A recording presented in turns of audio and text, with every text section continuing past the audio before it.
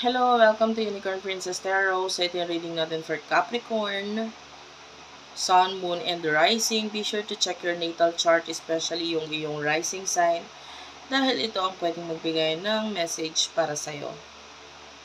Kung gusto mo personal reading, Madam P, yan yung aming Facebook page. Diyan ka pwedeng mag-inquire. May mga admin ako na mag-a-assist sa'yo. And of course, virgophilippines@gmail.com, yan yung email ad. TikTok, Unipri, UNIPRI, yan yung aming TikTok shop. Kung gusto mong mag-avail ng mga products na available sa amin.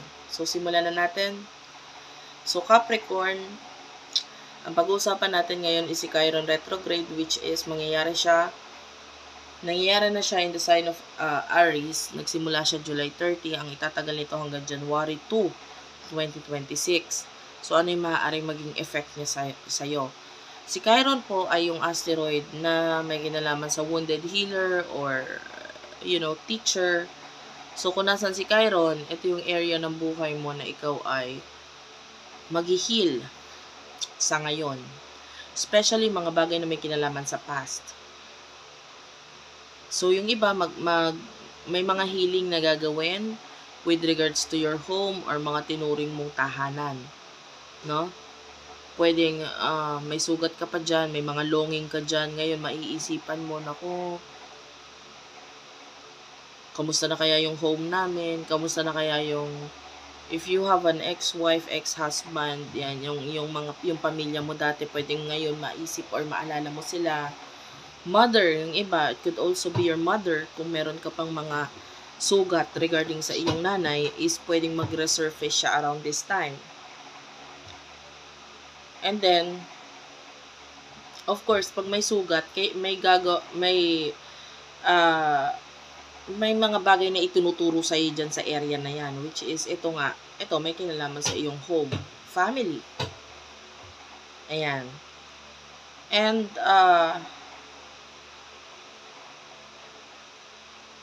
yung iba sa inyo, pwedeng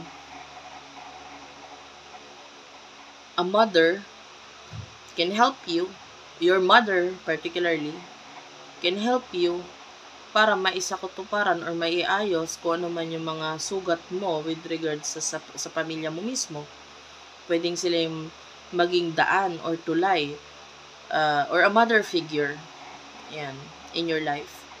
Pwedeng sila yung maging daan or tulay para maghilom yung sugat na na-experience mo with regards to your home. No? And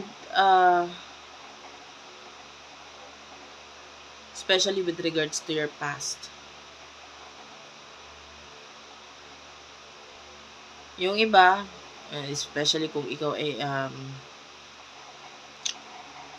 tatay or ama ng tahanan, or kahit hindi, it could be the leader of the family, of course, kahit babae, no, pwedeng magpakatatay.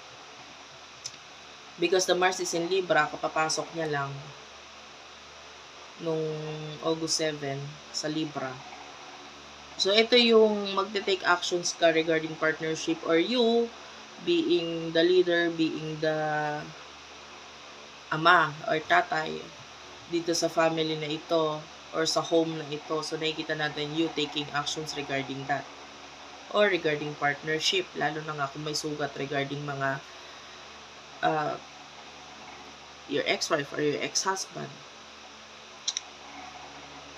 But all in all, ang main focus dito is may kinalaman sa home and family.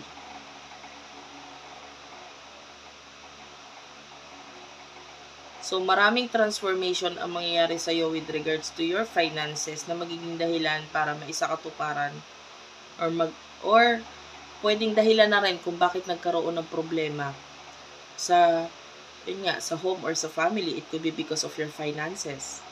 And ngayon, pwedeng may mga transformation na may experience ka na maging dahilan para may way na para ayusin itong iyong home or yung finances mo, dahil pwedeng may mga biglaan na dating ng pera or career.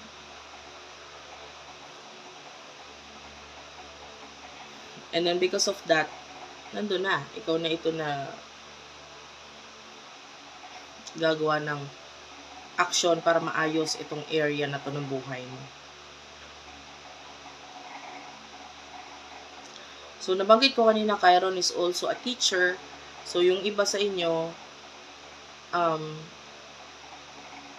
pwedeng may mga bagay kang matutunan regarding your home. No? Pwedeng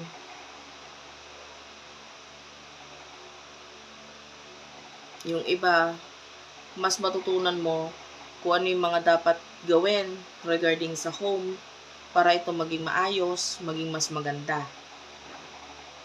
Example, itong mga nakaraan, yung iba marami ang binaha, ano? Nitong nagkaroon tayo ng experience nitong nito lang, nagkaroon ng pagbaha sa Pinas. So, pwedeng from that, nagkaroon ka ng idea saan kaya mas magandang mag-relocate or ano kaya magandang gawin sa bahay para hindi mapasok ng baha. So, may mga ganun. May mga maaaral ka or may mga maa-apply ka na natutunan mo at natututo ka pa lalo para mas mapaayos itong tahanan mo na ito. Okay? So, that's it for now, guys. Thank you for watching. I love you all and bye-bye.